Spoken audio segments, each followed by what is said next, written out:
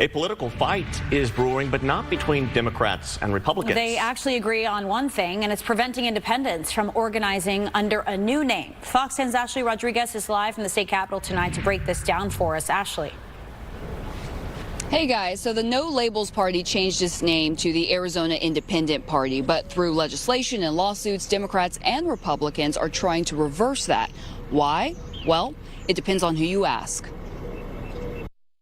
In 2023, the No Labels Party formed. In 2025, they decided to change their name to the Arizona Independent Party. I knew when I ran as an independent that it was going to be hard, that the parties, are going to come after you, they're going to do things.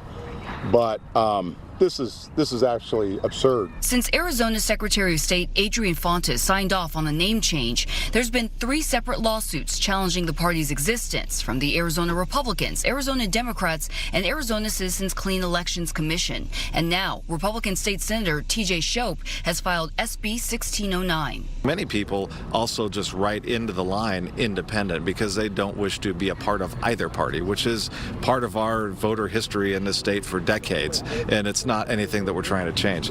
Now, those people who write in independent, who have eschewed both parties, are about to be swallowed up by this organization, which is not independent. It is an actual political party. The argument is unaffiliated voters want to stay unaffiliated, but come the next election, they may be confused by the name Arizona Independent Party. People aren't going to be confused. As an independent voter, you're either an independent voter or you're going to join a party. I can join the Arizona Independent Party. Both parties don't want this to happen because they don't want any competition.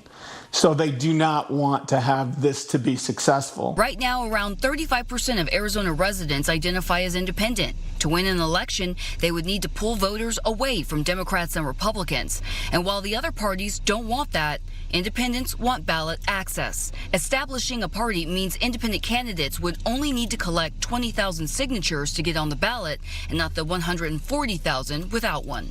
Today, before we started this, or before this party came about, you had to have 6,000 signatures to run as a Democrat, 6,000 as a Republican. You had to have 45,000 signatures to run as an independent. That wasn't an accident. It was done on purpose to keep out what now is the largest group of voters, independent voters.